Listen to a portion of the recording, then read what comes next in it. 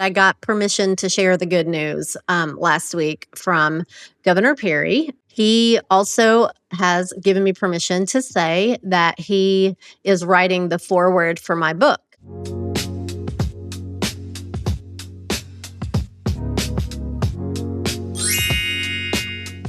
All right, we're back. Number Again. 4. Again. Yep. I love it. You look beautiful. Aw, thank you. Wearing You my got Christmas colors. yes, Merry Christmas. Merry This Christmas, I know. will air in January, but we are recording the week of Christmas. I can't believe Christmas is here already. I know. I'm trying to make it Christmassy because I feel like it's going to Like 80 fly right degrees by. in Yeah. Texas. Yeah, I thought about, I don't know, blowing some snow in the front yard, but I think the kids would know better, so I'm not Right. gonna do it. Probably wouldn't last very long. No, we're having kind of a brown Christmas because all our leaves are just now falling, so feels very much like fall. Wow, a little late. Yeah. Yeah. Yeah. The fall season's almost over. Yep, That should I have know. happened a while ago. Exactly. Well, Exactly. I'm excited about today's episode because we have some news that we're finally able to share with everyone, and you've had quite an exciting couple of weeks since we recorded episode 3. So let's just get into it. Tell us what's going on. Well, I got some good news last week. I actually had the news before, but I got permission to share the good news last week from Governor Perry, who I met with. Jim and I met with him last week, had a great meeting. He is such a God-fearing Christian man, and I really just wanted to hear from him directly about his salvation experience and what God really meant in his life, because he's been in politics for so long. You don't see that a lot in that world. But he also has given me permission to say that he is writing the foreword for my book. So that is exciting. And he's very excited about my book. He has talked to a lot of people. Every time I see him, he's asking me for more. So this time I just took some to him and he's like, "Oh, thank you, thank you." So yeah, he's been a huge supporter, and he is very much running into the same arguments that with people, because a lot of people come to him because he's on the front lines of spreading this message and getting this approved in all the states here in the United States. And he is very much coming up against the same arguments that I had. So when he read my book and he saw the way that I laid out, how I overcame the arguments and the stigma and really relied on scripture and science to make the decision, I knew that I was not going to go to hell for doing this. And so it's laid out very well in the book. And he said this is one of the most important tools that we need in this space because so many people have that same mindset. And even if they're not Christians, they have the whole 60s. Here's your brain on drugs with this Just Say No campaign and all of that. And it's just this substance does not belong in that category. There are definitely drugs that belong in that category, and they need to stay in that category. Right. This is not one of them. So that is what he is trying to help people understand. This drug is actually saving lives and actually healing brains. So, and the best part about it is it's bringing a lot of people to Jesus. So there are people that have entered this journey with feeling like they don't even believe there's a God, and they go through the journey and they may not come out, born again, but they know that there is something much bigger than them out there, which is exactly how it starts, right? Like you can't believe in our God if you don't believe there is a God. So you have to know there is something bigger than you. It's And that kind of is, like all the different levels that we've heard growing up that Satan, tries to use to keep people from knowing the Lord, aka Jesus. Is he first tries to convince you there is no God, then he tries to convince you it doesn't matter which God, and then he tries to convince you you're God, and anything you can do. So yeah, coming from the atheist standpoint, which I'm actually of the mind that most atheists are actually not really atheists. They're actually just mad at God, and so they want to pretend like he doesn't exist and try to make arguments against him. But let's say you truly believe there is no God. Right. This compound is bringing people to a genuine encounter with something that they know is not of this world. That Right. is not that is a metaphysical being. Right. So Absolutely. uh, And it is a that's the moving. start of Yes. I try to explain it to people. It's a moving towards God. It may not be you're landing in his lap or at his feet. But you are definitely moving towards him in a lot of instances. I won't say every instance because that, it's just not sure. a fact. But yes, in a lot of instances. And then there are numbers of people who grew up like we did or in church somehow, all kinds of Or denominations. with some kind of religious background or Right. whatever that That wouldn't be deniers that there's a Right. God. Right. But they've turned their back on God for whatever reason, usually because of something they've been through that they blame God Hmm. or whatever. And this encounter brings them back in such a profound way Yeah. that they are on fire for him like they've never been in their whole life. And I remember growing up and we weren't allowed to do anything wrong. Like we were not allowed to. I mean, I was like, I don't really have any. There was zero grace. Yeah. Well, There I'm was saying, only rules. yeah, but I'm saying like because I'm a rule keeper, I'm a rule follower, and I wanted to please those around me. Hmm. I didn't do a lot of things that in my head were going to send me to hell, but I heard these testimonies of people that, had these radical life transformations when they met Right. Jesus. And that's what kept me doubting my salvation all the time because I never had this big life change. I just, dad would preach a scary sermon. I would go forward and get saved and then baptized again. And then, you know, 3 months later, he'd preach another scary sermon. I'd go back forward, Right. get saved again just in case the last one didn't take because I didn't Yep. want to, Get me one more time. Let's yeah, make just sure in the case. holy water is gonna put the flames out. Yeah, only because I never had this huge life transformation because I was not allowed to ever do anything wrong, right? Like Yeah. everyone was watching us. Well, We were in church 17 times a week. So yeah. So now it's like after everything that's happened in right. my life and all the stupid stuff that I've done, Right. and then and even to the place of like when I was not wanting to be here anymore and just threw up this Mm, really disrespectful, flippant prayer to him where I would have, smoked me, whatever, with a lightning bolt.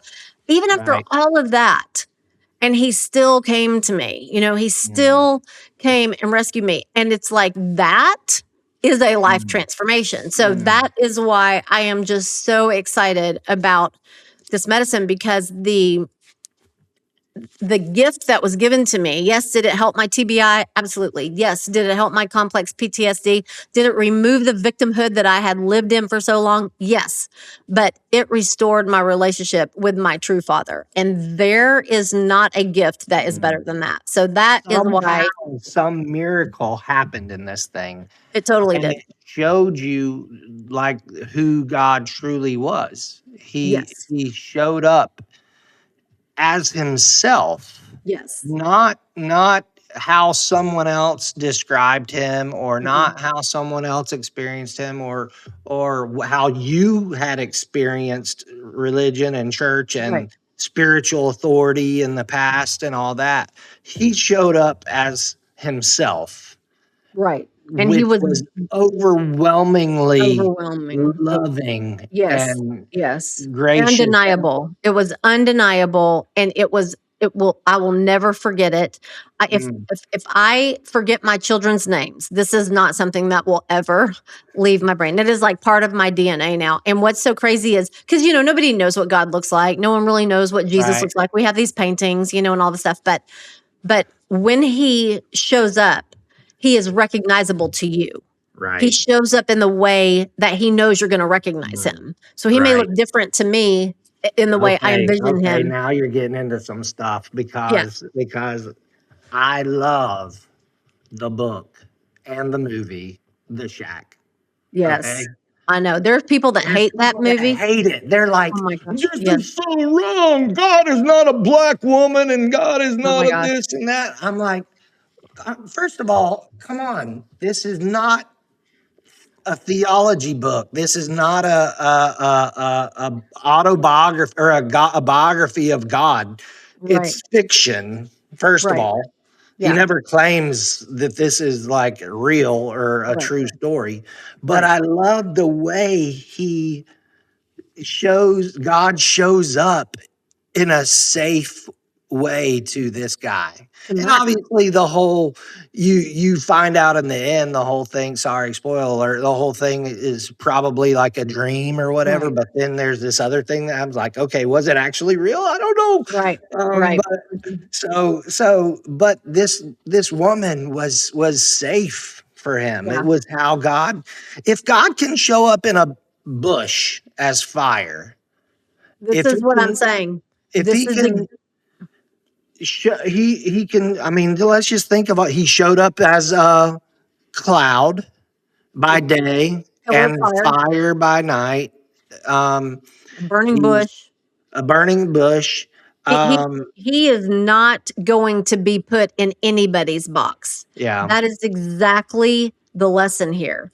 I mean, he was constantly correcting the Pharisees because he didn't fit inside their right, rules and their way that they imagined it. They were constantly saying, "Okay, come back tomorrow and heal because today is the Sabbath. You're not allowed to do that today." And he's like, the Sabbath was created for man, not man for, or yeah, not yeah, man for the Sabbath. And it's yeah. like everything that they tried to throw at him, Mm. he cracked right in half. And that is He exactly, was a rebel. yeah, that's what He this, was like yeah, he just, I know, what did we say last time? He just anti-religion. stirred it up, just because he Yeah, could. And I right, love that because it's what the difference is in religion and relationship. right. I do not want religion at all. And I don't think Jesus does either. There's nothing religious about Jesus. He was very much about relationship. He Mm. absolutely, listen, he out of respect for his Jewish culture did the things he needed to do, but not at the expense of a relationship. If you think I through, definitely agree with you, not at the expense of a relationship, but I think we got to be careful saying that. First of all, I understand exactly what you're saying. I yeah. know what you're saying, What I'm but I what I'm saying is he did not allow the Jewish tradition. Okay. there you Like, go, there you go. Now you're talking yeah. more specifically about tradition. Yeah, but that is the religion. The tradition, I don't think so because Christianity is a religion. well, So if we talk but about the definition of religion, Christianity is one. But Christianity is a religion that is based on a relationship right. with Yeah. Jesus that Yeah. you can't, and Yeah. unfortunately we've got a lot of people Yeah. in the Christian religion that actually don't have a relationship with Jesus. Right, because it's So, yeah, easier to check the boxes. It's right, easier to I've said a million times, I would have been a really good Jewish person. There's 613 laws. That's all I had to do was just make sure I was, like, checking these right. boxes. I am a box checker, like, Done, I could done, do that. done, done, done, done. Right, and then you Mhm. feel like, "Okay, I did it, so I'm good." And that's not what he's after. He is Like after our hearts? the rich young ruler that came to Jesus and Yeah, said, "What do I have to do to inherit eternal life?" And he said, keep the commandments or whatever, don't do this, don't do that, don't do these. Like, all of these I've done since I yeah, was young. One thing yeah, that you're missing, go and sell everything that you have, give it to the poor, and come and follow me. What was he getting at there? Yeah. his affections, Mhm. what Yeah. he actually loved. Yeah. There's I love John Piper because he gets to the heart, and he's like, there Satan is more religious Yeah. than 99.9. Satan knows the Bible, Satan knows theology, Satan knows God Yeah. way better than any of us. Yeah. What is the difference?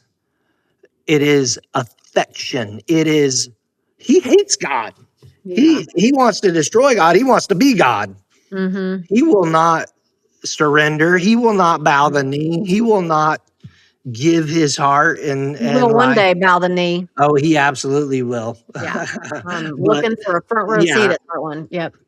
so you're the point that we're getting at is there's so many people that go into this with this idea of God or an idea that God doesn't exist. And Right. in this journey with Ibogaine, they're coming out after this journey. Whatever happens Mhm. in the journey, they're coming out with a whole different, more clear. Maybe not. I mean, we all see through a glass darkly, dimly, no matter how smart Right. theologically or whatever we are.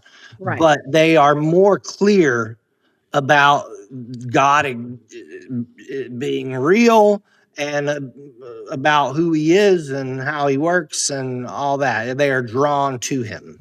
Yeah. Definitely more of a moving towards him. And I felt like because of the a lot of people that I meet in this space that when they say God, it is not the God that I worship. It is not Mm, God whose son is Jesus, you know? And so I had never asked specific, I've had several conversations with people, but I had never asked Governor Perry. And so one of the questions that I wanted to ask him personally was about his salvation experience. And when I first asked him that, we were by ourselves in the room with him and we were following with a meeting that some more people were coming into, and I thought he would give me a pretty quick answer, that had no idea what he was about mm, to say.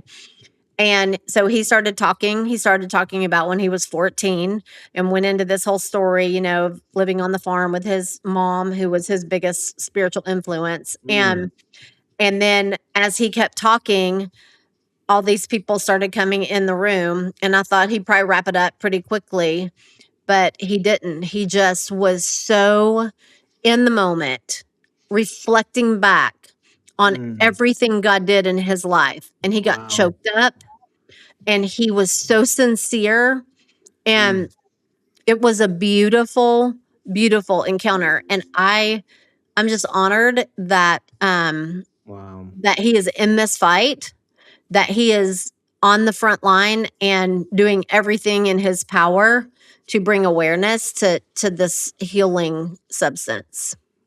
Wow, praise God. And Yeah. to be a little more specific, he's writing the foreword to the second edition of Yes. your book, The Right. Christian's Guide to Psychedelics. So there's going to Right. be a second edition coming out with a new foreword from him and three new chapters, Three new chapters. Right. one being testimonials. Right. What are the other two?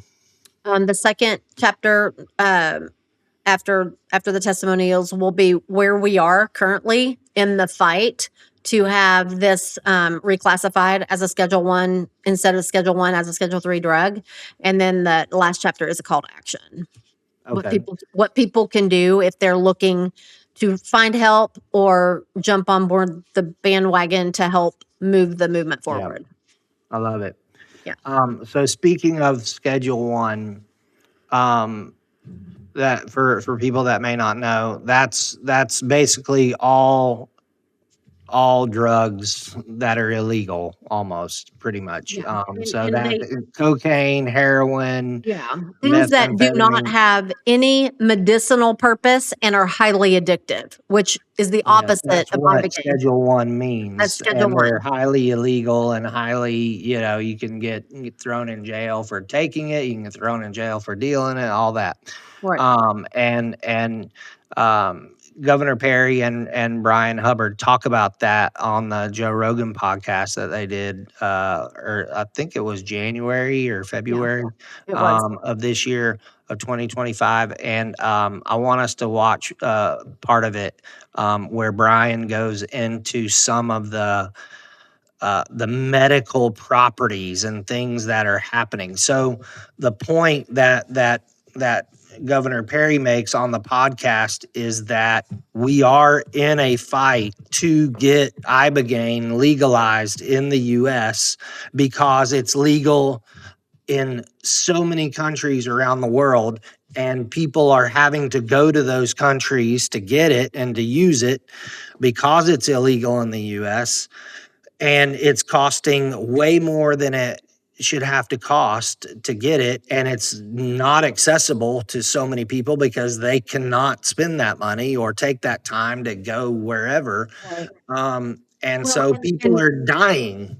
right. Oh, well, and the main group of people that they're focused on right now are the veterans who Right. defended this country. They didn't defend Mexico. They didn't defend Right. Costa Rica. They defended Canada this. or Yeah, France, this where is this the is country legal. that they gave their life for or were Right. willing to give their life for, and then they come back here and they can't even have access to a drug that in many cases has saved them from committing Yeah. suicide because Yeah. the suicide rate among the veterans is crazy. And so this needs to Governor happen. Perry says it's 20 a day.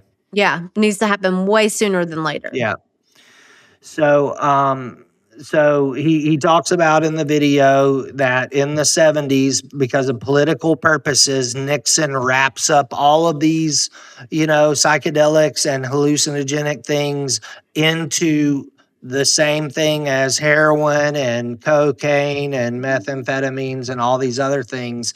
And he just, without any research, without any kind of understanding of medical properties or whatever, even though we know some of these psychedelics were being used for medical purposes in the Oh, right. military at the And they time, were or for, right. They were researching it and had been for decades. And it yeah, was like all that research just got trashed. dumb, just thrown out And the window. I mean, think about for 50 years plus all the research we could have been doing and how Right. many people would be saved right now Yes. because of that. And it was not a good time. So that's what happened in the 70s with Nixon.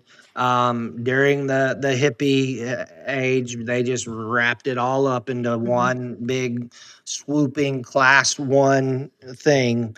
And so now finally, there's been a Stanford study. There's now FDA study happening in Texas, $50 million study, and so the word is getting out. Americans for Ibogaine is in existence, which he's on the board of, and I think Mhm. Brian Hubbard represents, and Marcus Luttrell's on the board, and you've done some stuff with them. So it's finally starting to move a little Yeah. bit. But let's watch this video, where Brian Hubbard comes in and starts talking about, um, what ibogaine does to change someone's brain. Okay. Because we're not just talking about veterans or PTSD or traumatic brain injuries, TBIs. There's also applications with Parkinson's and other stuff. So let's watch this real quick. In 2018, individuals by the name of Amber and Marcus Capone founded an organization called VETS, Veterans Exploring Treatment Solutions. Marcus Capone had been a special operator, and he had done multiple tours in both Afghanistan and Iraq. When he came home, finally from war, Amber described an individual who bore no resemblance to the man that she married. He came home as a severely traumatized individual and was met by a system which could not in any way effectively address the nature of his trauma. Recognizing that his life was at stake, as well as the future of her family, she became desperate and went online and discovered the existence of a compound called Ibogaine. She made arrangements for Marcus to receive treatment from an individual by the name of Martine Polanco, who operated a clinical operation called Mission Within. Amber, as a last shot at saving her family, sent him to Mexico to receive Ibogaine treatment. She said when he returned, he came back as the man she remembered marrying before he ever went to war.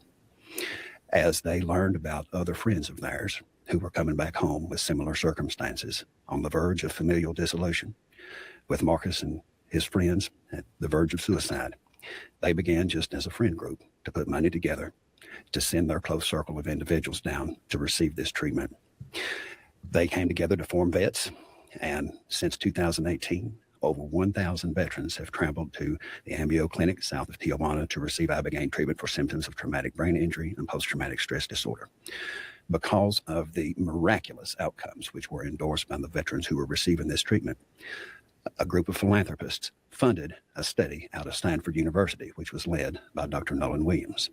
And over the course of several years, a cohort of 30 veterans were evaluated before and after Ibogaine treatment. They were evaluated comprehensively through the administration of a battery of psychological tests to quantify the nature and duration of their symptoms.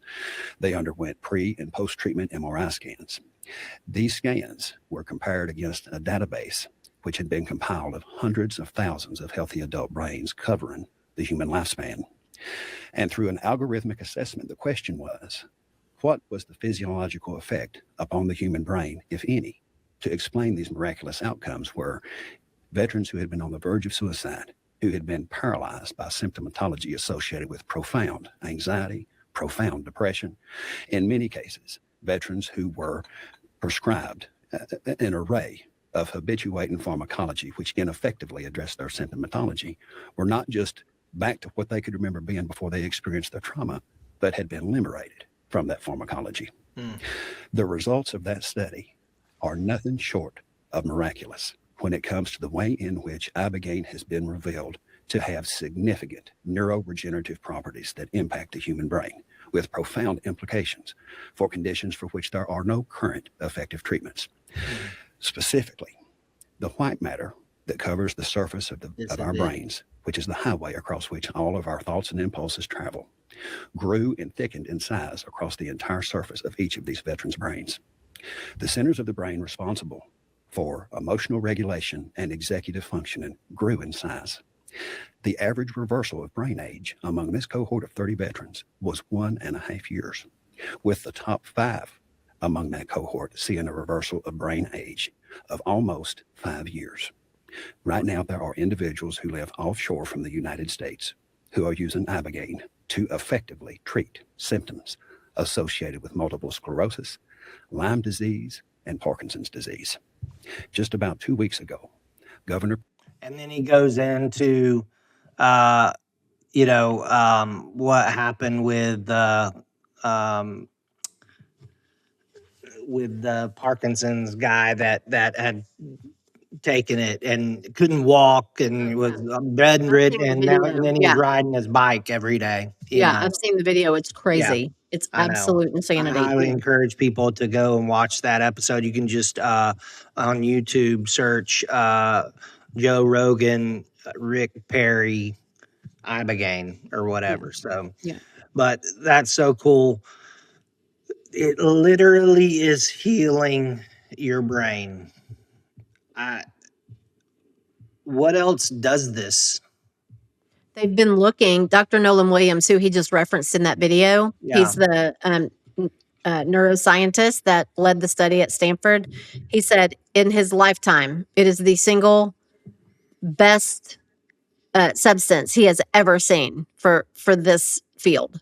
And so I don't know what else you need to know after that. Right. Like he has seen it all, and that was his assessment.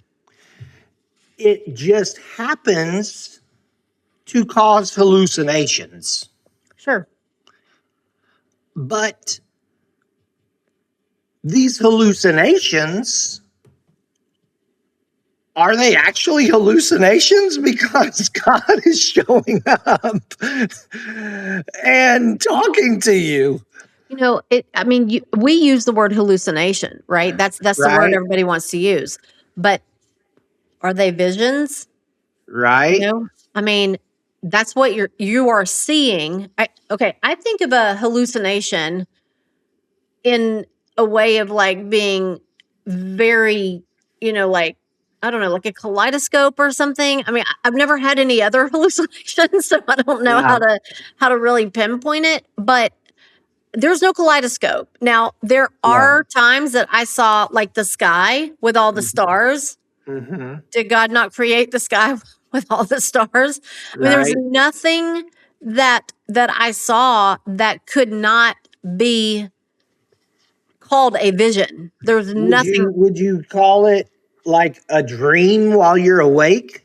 It's very much like that. Now, I personally never remember my dreams ever, ever, ever.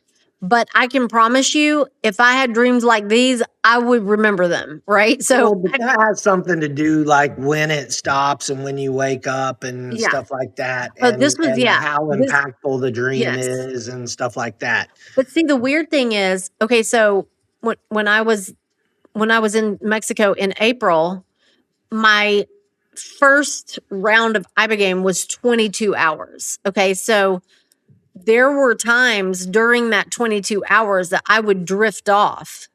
But then when the Lord was trying to show me something, it would wake me up and he would give me this scene. He would tell me the insight into the scene and then give me instruction.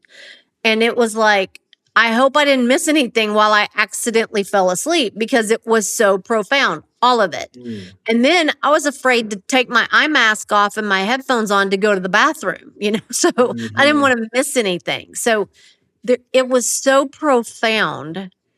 And I don't know how to explain it other than, was it dream-like? Yes. Right. But I felt like it was very instructional. And I feel as though, and I'm not claiming this for all of everyone's experiences, but I Right. feel like because of how it happened to me, the visions, the insight, and the instruction, so much so that he asked me to apologize to someone in the middle of my dreamlike state. I don't know, Which you but were able to pause which I had to no, I wasn't the able to. dream slash Yeah. Yeah, it and wasn't it wasn't, yes, it wasn't just an able to. It was like, if you want to continue, you will be obedient now. So I'm like, yes, sir. stop And your hallucinating. yeah, right. Go tell Tom that you're sorry. Yes. And that's what I'm saying. Like, Wow. I How do don't you put what category do you I put that don't in? know. That's the part I don't know. I put it in the encounter with God. That's Right. the I literally felt like, okay, because in my first visit it was 22 hours, right? Then I took a day off. Then I Mm. had a booster dose the next day, took a day off, another booster dose, took a day off, another booster dose, took a day off, another booster dose. So it's 5 rounds. I literally walked away every single time feeling like Moses had the meeting at the tent, the tent of Glowing. meeting. His face was glowing Yeah. after meeting with God. Yeah. Yeah. I don't know if I was glowing. I don't think I was, but I felt like I had just met with God, got my instruction, and I was like, okay, yes, Mm. I cannot wait Wow. for the next one. And if I hadn't had a husband and 4 children, I'd probably still be there every other day doing my boosters and getting the rest of my. Okay. So now you're getting into something where, okay, so should should everyone do this just so they can have a Yeah. more profound encounter with God? Because we're talking about levels of consciousness, I think. Mm-hmm. We're talking about different states of consciousness. Like we know awake and asleep. Right. You typically are not having I mean, yeah, you can have a daydream where you're like, and you find yourself thinking about something or whatever, but usually not involving like, Yeah. It's panoramic not scenery no, and it's not like when you drift, like, you're kinda drifting off. daydreaming or whatever. Yeah. It's nothing like that. That's for me, it's not visual. My Right. mind is on something, but Right. I'm That's not what I'm seeing a saying. It's thing. not, I mean, Yeah. maybe you are envisioning something, but Yeah. it's all like it just, you're It's not in your actually yeah, seeing it's it. in your subconscious. It's not Right. with your yeah. But for me, I would never say everybody should do it. I would Right. say everyone may want to pray about whether it is for them. Sure. I Here's what I know for a fact. It took me a long time to even accept the diagnosis of PTSD. I did not think that that was something that I qualified for on any Right. level. But I got an actual psychiatrist to diagnose me because my counselor diagnosed me, and I was just like, yeah, I don't think so. And then I went to an actual doctor who they would know, and he was like, absolutely. And um, but then I know for me, the PTSD and the TBI, even though they were definitely affected for the positive, for me it was the healing I got between me and the Lord. Yeah. And I don't know anybody who lives in the world that we live in who hasn't struggled in ways like that. Maybe not to the degree that I did, but I think everyone could use a tune-up, if for lack of a better term, Yeah. with their relationship, with the Lord. And it's a reset of your brain. And I don't know, I would never encourage somebody to do it, but I would encourage them to not be opposed to it. You know Right. what I mean? Let the Lord call Yeah. you to it. But Yeah. if he, and I think what we're getting at with all of it is God. God is using it Yeah. to bring a group of people, whoever is supposed to be in that group and whoever is supposed to do it, to bring them to a greater understanding of him at whatever level or whatever point that they're on, right? Right. Right. So let's talk about that, because this world that you're living in, there's a lot of it. It's kind of all over the place Yeah, it with that. is. Yeah. So talk about that and your challenge and your, you know, how you're dealing with that from the standpoint of, because there's people that I think you mentioned it. You needed to know which God Rick Governor Perry was talking about. Are we talking Yeah. about the God who is the Father of Jesus, and Right. Jesus is his one and only Son, and Yeah. you I come to wanted Him I through I Jesus? wanted yeah, I wanted to hear from him. I have learned not to assume, because there are people that have language that sounds very Christian, and but yet I don't think that they are on the same page with me, and which is Mhm. fine, because here's what the Lord revealed to me. Okay. Especially like right now during the Christmas season. So you've heard about the Magi, and the Magi were not AKA Christian, the wise men. right? They were not Christian or Jewish people. They were astrologers, living among pagan um, nations, and a lot of people think they're from Babylon. Okay, and Well, they showed up.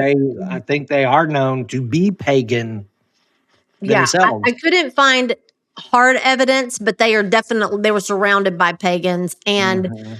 they definitely were doing something that God didn't condone, which is astrology, right? That is not something that God Yeah, they're condones. reading the stars for Right. their for But their but let's talk knowledge. about what did God do, right? God was after them. Okay? So what does he do? He puts a star, was something he knew they would see. He puts a star right in the sky, and that star led them to his son. And Mm. they are the first people in scripture that are recorded as bowing down to Jesus. Wow. And not only, so they came from a pagan nation, probably involved in paganism themselves, definitely involved in something God didn't condone. But what did he do? He met them right where they were, drew them to himself through his son. And then they bowed down and worshiped Jesus, the very first people. And then not only that, they left worshiping him and obeyed God in a dream not to go back to Herod. So they were totally changed, totally changed. And it saved Wow. Jesus's life because Herod couldn't get to him.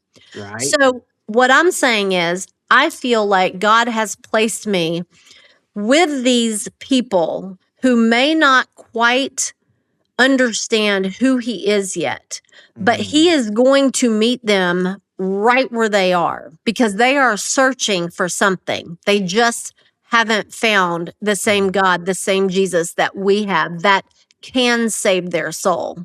But they Yes. are open and they are looking. So I cannot shy away from the paganism surrounding this space simply because I'm not part of that or it's scary to me. No, Paul went and preached right in front of the pagan idols.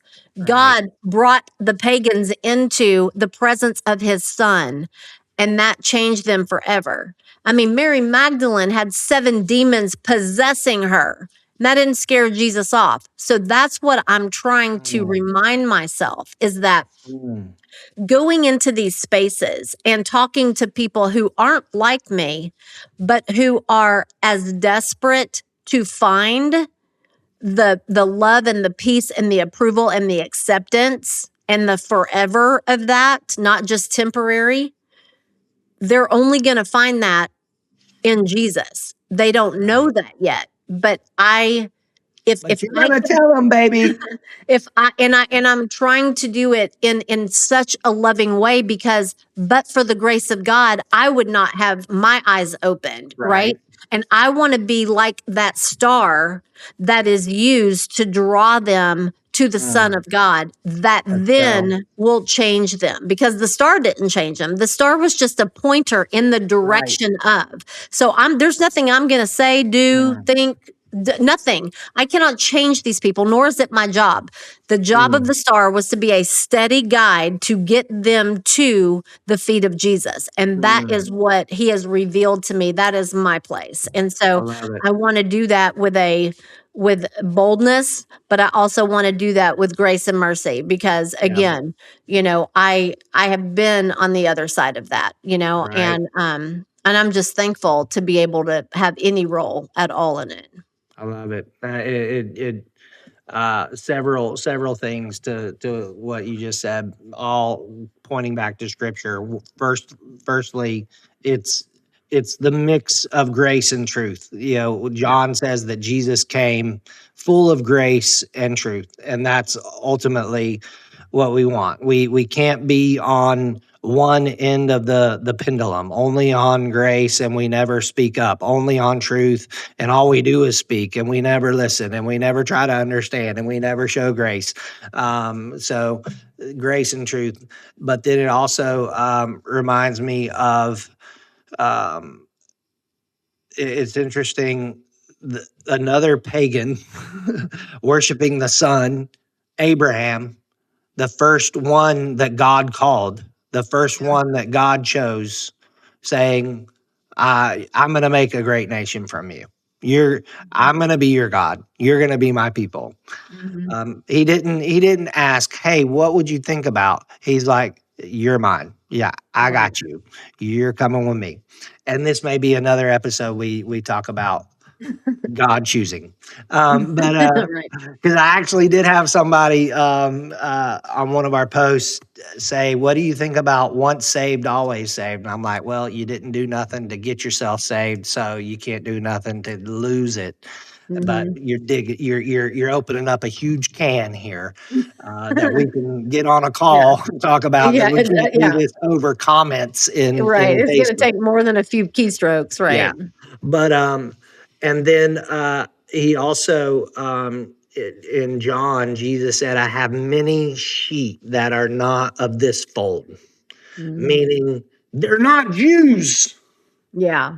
They're not the people that I chose from the beginning and have been doing my work through this Mhm. whole however many thousands of Yeah. years. I have people not of this fold, sheep that I have to go get. Yeah. And that's the thing, is we don't know who God is going to open their eyes. We don't know who God has chosen, who God is going to adopt into his family. So we can't be afraid to get that. That's the thing I love about Jesus is he was so unconventional. He was so against the grain spiritually or religiously or whatever, that they were like, what, you can't do that. Yeah. You can't eat with tax collectors and prostitutes, and what are you doing? You're supposed to be a rabbi, you're supposed to be a teacher, and you're not even fasting, you're not washing your hands, you're plucking the stuff out of the, on the Sabbath and all. He did not care. He's like, No. Yeah, he cracks me up. I know. Yeah.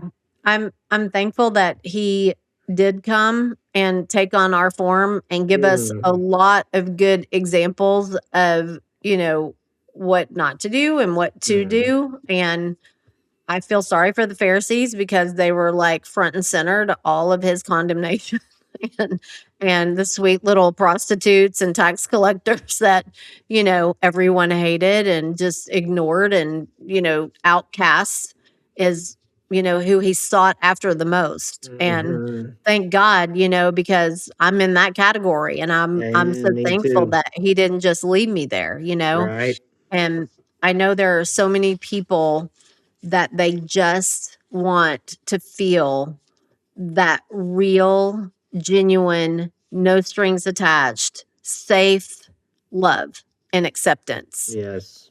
So many people with trauma, so much of it came from childhood where the very people that should have protected and should have nurtured and kept safe are the same people that destroyed their innocence, and they don't know who to trust and they don't know how to trust. And in this world you do have to be careful, but when Jesus is your savior, Mm, you do not have to worry. And that is how I have overcome this trust issue. I don't have to trust a man, but I can trust God with the people in my life. So if he brings them in, he brings them in. I'm supposed to either, you know, witness to them, they're there to teach me something, or they might be my new friend for life, or he can remove them as fast as he brought them and they in. might be a And wolf in sheep's clothing, right, part of the wrong team that is seeking whom he may devour. right. Yeah, that we have Yeah. to have discernment for. Yeah, and the beautiful thing is he will give us that. He will warn us. He will gut prompt us. He will do what he knows will get our attention to keep us safe. Mm, Because he loves us, because he is our shepherd. mm, And so when you grasp that, when you understand, because there's no man on the planet that I would just go, oh, okay, well, I of course I can trust him. When it's your dad that's destroyed your trust, who wouldn't be on the radar? right. So, Everybody's a suspect. yeah, so you can't just will yourself out of it, but you absolutely can trust those people with God being your sovereign savior, because you can say, okay, if you tell me to move this way, I'm going to move this way, even though you're moving me towards something that's uncomfortable. I Right. trust you because this is you. And Right. so you'll protect me. And if you move me away from it and you take it from me and I don't understand, I have to know that you know more than me. And Right. so I trust you in that. Yes. And it is just an everyday decision. Sometimes an every hour decision. There was Right. something that happened recently that I immediately was like, okay, Lord, did I hear you wrong? Are you reversing this? Do you want me to take this back? Do you want me to Yeah. pull this? What do you want me to do? Because he knows that's how I think. So he immediately started giving me reconfirmations to what he already had me doing. So Mm. it's just a conversation with your father. It's, if he knows you're trying to follow and he knows you're truly confused, you're not just being rebellious, you're not moving forward, but you're waiting for him Right. and he wants to move you. He's going to give you what you need to be moved. And Right. so he knows your heart. He knows you're Yes. not, but you're like, I don't know, Lord, this could be you like shutting this door. So I'm not going to go bang my head into it because it's not going to open if you shut it. So Right. I'm going to gently approach. And if it's Yes. so that, I mean, it's like talking to you, if I'm wondering something about something you said, I'm going to call you and ask, it's just that same thing. It's a Mm. relationship that is so safe. Mm. Wow. It is the safest one. It is. It, and I was praying today actually, and I was just like, God, I don't even understand how good you are, Oh yeah. how powerful you are. I think I have an idea, but I really don't. Like No. like like I talked about earlier, it's seeing through a glass darkly. Like there's different variations of darkness, right? Yeah. If this is like completely black, then maybe you get to gray, Yeah. you know, Yeah. but you still don't know nothing. You Yeah. Our minds are going to be blown forever. And this is where it comes back to this whole thing is why would we make assumptions about God that he doesn't say? Why would we? Yeah. How can you read the Bible, look at how God has done things, how he's saved Paul, shone a light, bright light out of the sky, knocks him off the horses, talking evidently in the sky. Yeah. Yeah. Like, where are you? First of all, I can't see anything now because you just blinded me, but all I can hear you. I mean, we don't say God doesn't work like that. Yeah. We say, well, yeah, he did because it's in the Bible. We have no Yeah. problem with that. We have no problem with the burning bush. We have no problem with a donkey talking Yeah. to Balaam Yeah. and saying, you idiot, I'm not going because there's a freaking angel with a sword that will kill us. Yeah. And then Elijah and Lord, open his eyes, let him see the host of angels Yeah. and protectors that are surrounding this army that thinks they've got us surrounded. Yeah. We are so technologically advanced and so sophisticated and so cultured that we have no clue anymore about spiritual warfare, about the principalities and the powers of the air. And we've just chosen to forget half of the Bible that are miracles and ways of God working Yeah. that you cannot explain scientifically or or anyway, other than God just Supernatural. decided Yeah. to hold the sun in place and Yeah. cause this day to go longer, Yeah. and so that the Israelites could win this battle. I mean, it's unfathomable what God can do. Yeah. His power, his wisdom, his goodness, and he will do whatever it takes to get his sheep that he has to get. And In Jesus fold said, all that the Father give to me will will come. come to me, and Yeah. I will not lose any of them. Yeah. So we're about trying to help find and identify those sheep Yeah. and share Jesus with them. Maybe God would choose to use us to bring one of his sheep to him. That's what this is all about, right? Yeah. Yeah, for sure. We're And it's not our job to even question, are they a sheep or a goat? It's our job to right, tell them and to bring them in, and he'll sort them out later. right, That's the beauty of it. It's not even my judgment call. It is just if they're willing absolutely, to hear and to learn, you bring them in, and then you let God work on their heart. And if they're faking it, or they're, they just don't get it, and he doesn't open their eyes, that's between him and them, right. has nothing to do with me. Well, and there's a good chance if they respond positively, there's a great Yeah. chance they are. Yeah. Because there's a lot of people that aren't even going to respond positive. Nah, I'm good. I don't Yeah. need that. Yep. No, thank you. Yep. And we're like, okay, you can wipe the dust off of our feet and Mhm. keep moving on to the next one. Yeah. I usually will go for another round or two before I'm gonna wipe off any dust, but Oh, of because course, I'm pretty yeah. stubborn. But You're yeah. you're more stubborn than I am, for sure. It depends on the situation Yeah. and how hard of a no you get. Yeah. Yeah. Yeah. I've had some. Yeah. Yeah. Very true. Very true. Awesome.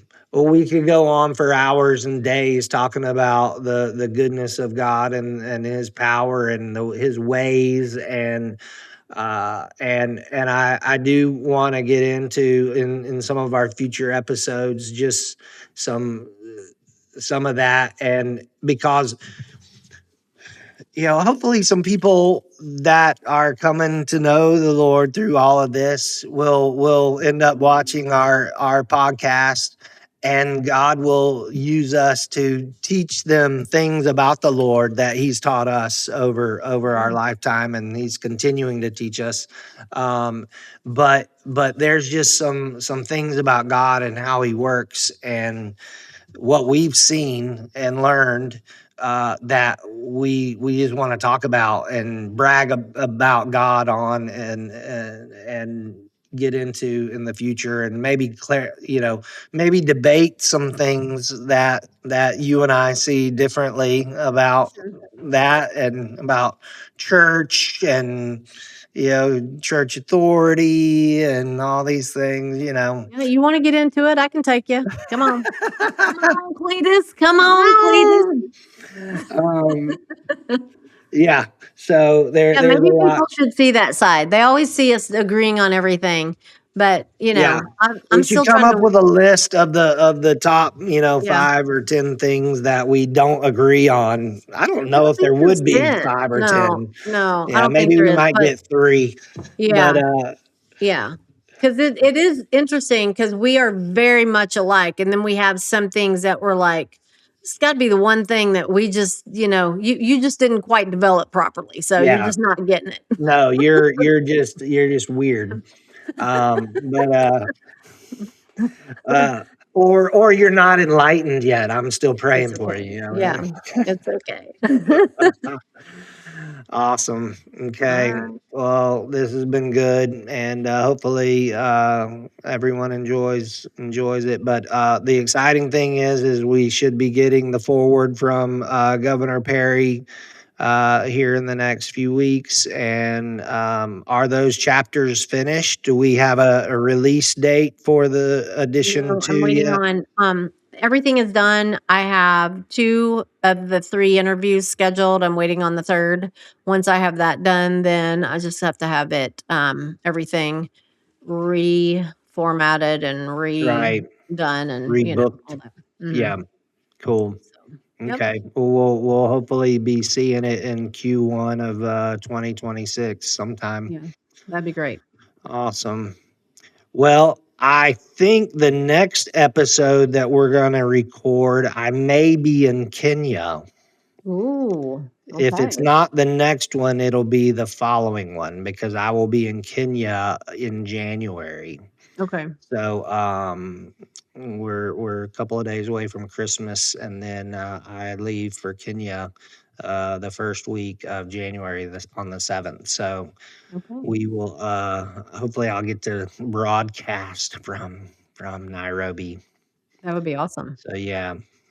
All right, sis. Well, I love Okay. you, I love and you. always good to see you and hang out and talk about For Jesus and Ibogaine and the healing that he has brought through that amazing compound. And we're gonna just continue to pray for God to make it more available, more affordable, more known or discoverable or whatever. Because there's tens, if not hundreds of thousands, if not millions of people Yeah. that need it. And less stigmatized. Yeah. Yeah. Make it less stigmatized, make it legal. Hello. Yeah. Right. First and foremost, make it legal so that Mhm. people can get it in the United States. Well, and even if we have to take people to Mexico, I would rather them do that while we're waiting, because it is Oh, kind for of a long sure. process. But if we could get people to just do their research and have it be not as stigmatized, and people understand it's not going to send them to hell, it's not demonic, it's not satanic, whatever the word is that I hear of the day, but and it is actually healing, people. Yes. So, but I It's think, literally changing brain yeah. structures Yeah. for the And better. the book that I'm writing with Brian Hubbard's wife is just a bunch of testimonies, that, so it's not just, my book will have my testimony and then, a few others that are Christians that had Yeah. profound encounters with the Lord. But Yeah. the other is not necessarily for Christians or non-Christians. It's It's just, more of a scientific yes, it's just testimony of ibogaine journey after ibogaine journey. So there, anybody anywhere will relate to somebody in that book. mm, So it's going to be and the reasons that they needed it exactly, and how it has helped them and affected them positively with whatever they brought into it. absolutely, yeah, Love it. Can't yep, wait to hear more about that. yep, And I think we are actually in the process of getting some of those people scheduled on our podcast to interview as well, so that yeah, we can, kind of preview or hmm, maybe even go into more detail than what will be in the book. Because right, if we've got somebody for an hour, hour and a half, we can probably get a lot oh yeah, more yeah. detail There's about. one I'm working on right now that is will blow your mind. Yeah, just Love it. amazing. And so, yeah, I'm hoping to have very good news on that. Awesome. All right, Okay. sis. All right. Love you. Well, I See love you you too. soon. All right. All right. Merry Christmas. Merry Christmas.